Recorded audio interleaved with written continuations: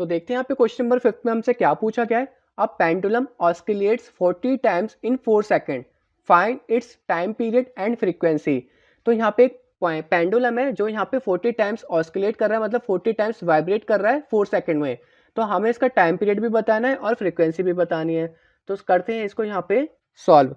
तो सबसे पहले हम यहाँ पे फ्रीक्वेंसी निकाल लेते हैं। तो फ्रीक्वेंसी निकालने के लिए हमें पता होना चाहिए कि फ्रीक्वेंसी होता क्या है। तो यहाँ पे मैं फ्रीक्वेंसी की डेफिनेशन लिख देता हूँ। Frequency is the number of vibration, frequency is the number of vibration, number of vibration या ऑस्किलेशन कह सकते हैं, number of oscillation, number of oscillation of vibrating object पर सेकेंड, ऑफ वाइब्रेटिंग ऑब्जेक्ट पर सेकेंड। अब इसकी डेफिनेशन से आपको पता चल रहा होगा कि फ्रीक्वेंसी होता क्या है। Frequency is the number of oscillation of vibrating object पर सेकेंड। तो यहाँ पे मैं अब लिख देता हूँ फ्रीक्वेंसी। तो नंबर ऑफ, यहाँ पे क्या होता है, नंबर ऑफ वाइब्रेशन या ऑस्किलेशन। तो यहाँ पे कितना हो रहा है, यहाँ पे 40 वाइब्रेशन कह सकते हैं, 40 ऑस्किलेशन पर सेकंड। कितना यहाँ पे 4 आएगा, 4 सेकंड में हो रहा है। इसको यहाँ पे डिवाइड करेंगे तो यहाँ पे 10, और फ्रीक्वेंसी की जो यूनिट होती है वो हर्ट्ज में होती है। तो यहाँ पे क्या हो जाएगा हमारा 10 हर्ट्ज हो जाएगा। HZ लिख देता हूँ उसकी शॉर्ट फॉर्म। अब यहाँ पे बात कर लेते हैं टाइम पीरियड की। तो टाइम पीरियड यहाँ पे क्या होता है, रेसिप्रोकल ऑफ फ्रीक्वेंसी होता है।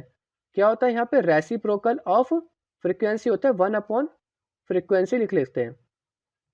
तो यहाँ पे अभी हमने फ्रीक्वेंसी कितनी निकाली, 1/10 हो जाएगी। फ्रीक्वेंसी हमने 10 हर्ट्ज निकाली थी ना। और टाइम पीरियड यहाँ पे डी आएगा। तो टाइम पीरियड की जो यहाँ पे यूनिट होती है वो सेकंड होती है। तो अगर मैं इसको यहाँ पे डिवाइड करूंगा तो कितना हो जाएगा, 0.1 सेकंड होगा। कितना होगा हमारा, 0.1 सेकंड। और टाइम पीरियड की आप डेफिनेशन भी लिख सकते हो।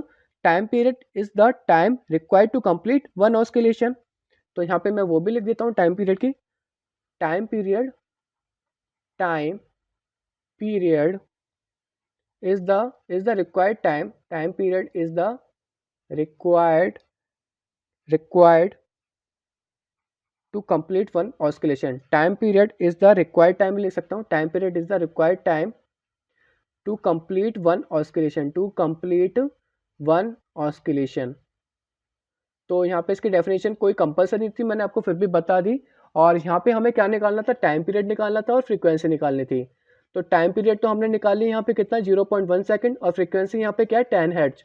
होप आपको ये वाला आंसर समझ में आ गया होगा। अब हम देखते हैं यहाँ पे नेक्स्ट टॉपिक।